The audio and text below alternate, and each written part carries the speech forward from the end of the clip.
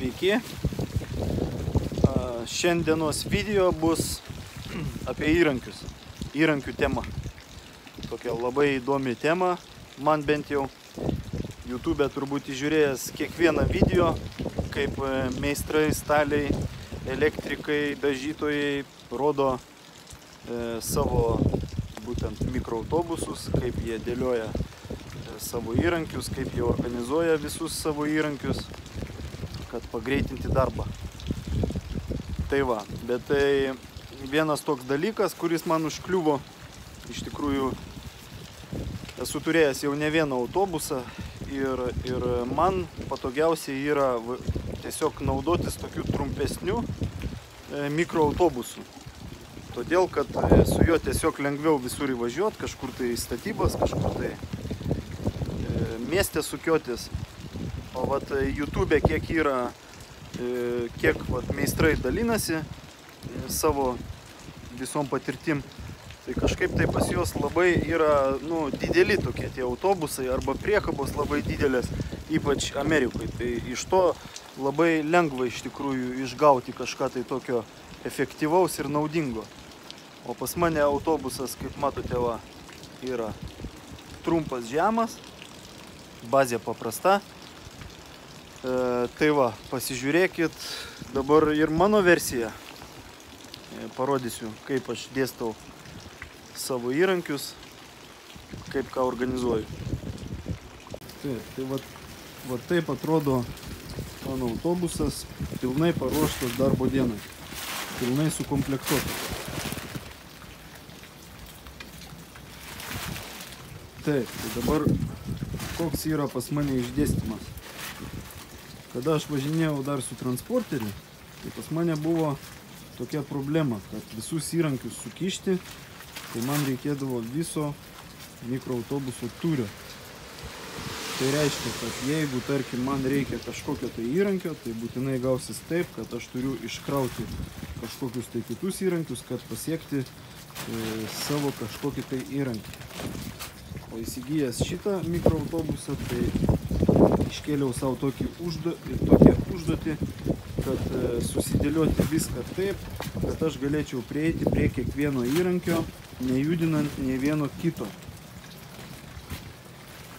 Tai va, ką aš padariau? Tai pirmoji eilėje, tai aš atskyriau autobusą į dvi dalis su va tokia va senele.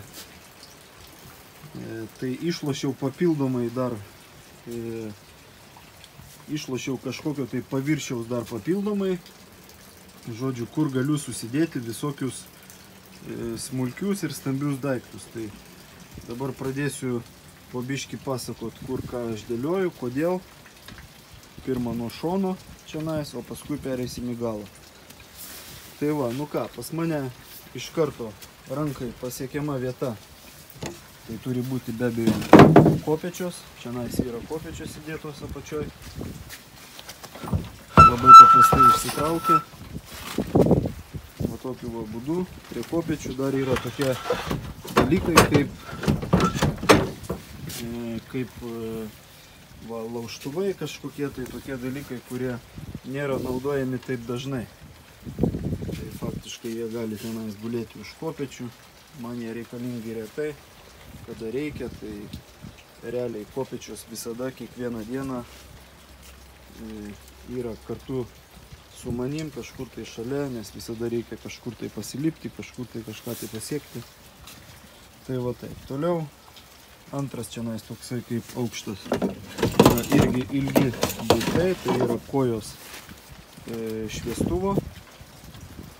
Ir dabar netrauksiu, bet tenais keliau dar yra lazerinio nivelyro stovas. Matosi tenais. Žodžiu, tai čionais yra sudėti šitie daiktai. Toliau be abejo pradedam darbus kiekvieną dieną. Tai pirmoje eilėje, ką mes judinam, tai aišku savo įrankių diržų. Tai automatiškai gaunasi va įrankių diržas mano pačioj pirmoj, kaip sakyt, vietoj. Aš tik atsidaręs duris, iš karto nusikabinu įrankių diržą.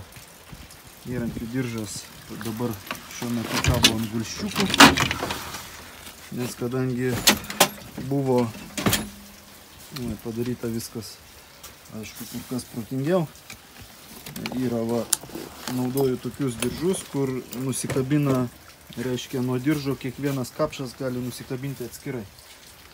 Tai vieno kapšo ta plasmasė sulūžo, tai tiesiog paėmiau priknėdėjau, nes nežinau kodėl, bet Lietuvoje yra tokia problema, kad gero profesionalaus įrankių diržo nenusipirksi niekur.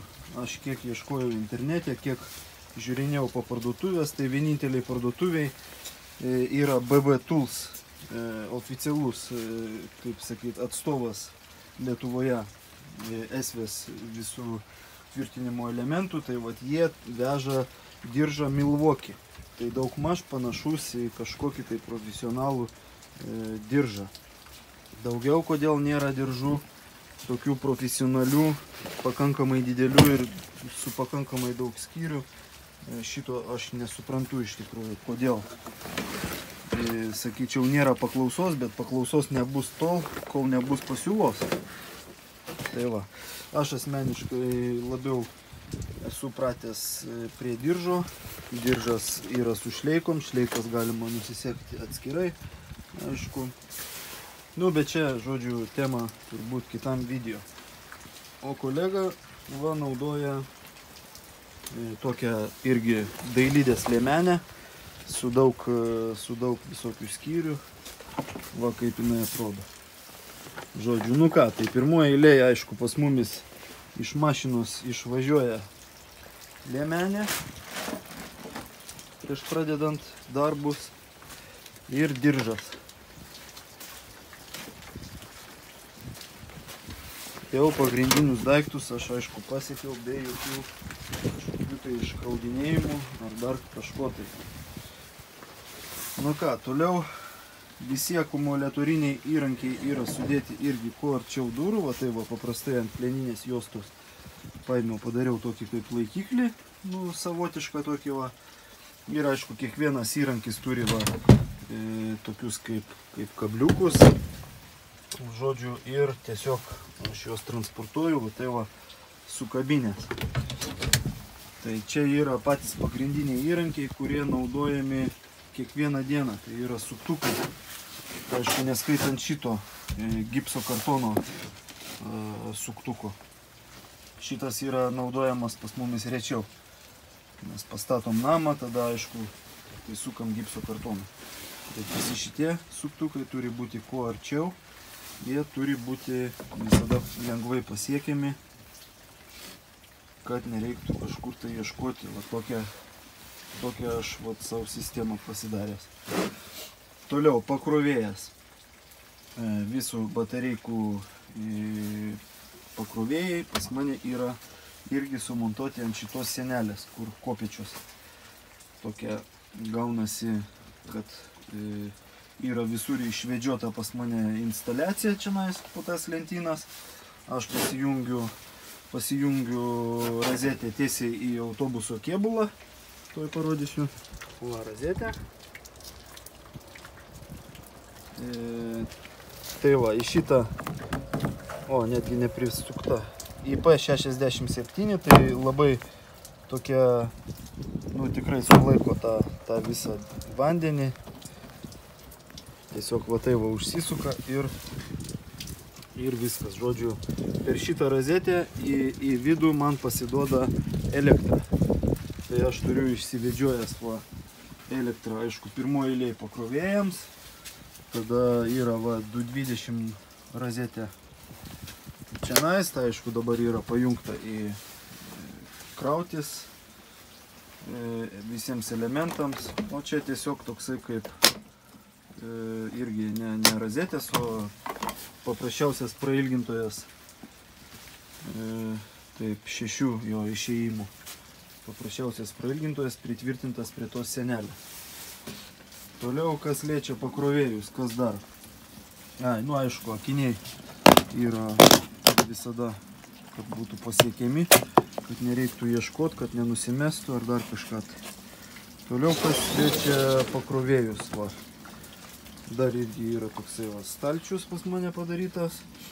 Čia irgi visų kitų įrankių pakrovėjai. Tai yra dujinių pistoletų pakrovėjai, batareikos, žodžiu, silikono pistoleto va, pakrovėjas, čia suktukų visokių, nu, žodžiu, viskas, kas yra kraunama. Žodžiu, viską laikau šitam stalčiui. Taip, dar vienas stalčius. Šitame stalčiuje aš laikau tokius daiktus, kurie yra daugiau mažiau skirti dažymui, kur kažką tai apsidengti, tai va plėvelės, kažkoks tai va atsarginis silikono pistoletas, žodžiu, kažkokie tai teipai, indai yra va, dažams. Nu tai aišku, dažniausiai čia mums reikia tokių įrankių, aišku, mes visada juos turim turėti šalia kiekvieną dieną, nes kada yra siuvamas medinis fasadas, tai visada reikia galus dasidažyti, visur pjautas dalis kažkokias dasidažyti.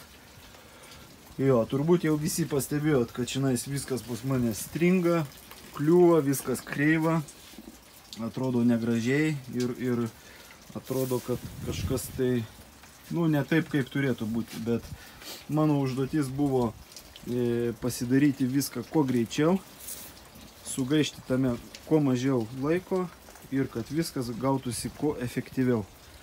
Todėl, kad aš laiko tokiems darbams neturiu, esu užsiėmęs visada prie kažkokio tai namo statybos, todėl aš tiesiog vat, laisvą minutę turėdamas kažkur tai po gabaliuką, va tai vat susirinkau savo tas lentynas. Tai va, užduotis buvo man vienintelė, kad man būtų efektyvu, kad aš galėčiau transportuoti savo įrankius tvarkingai ir gražiai sudėjus, kad visur būtų švara, tvarka.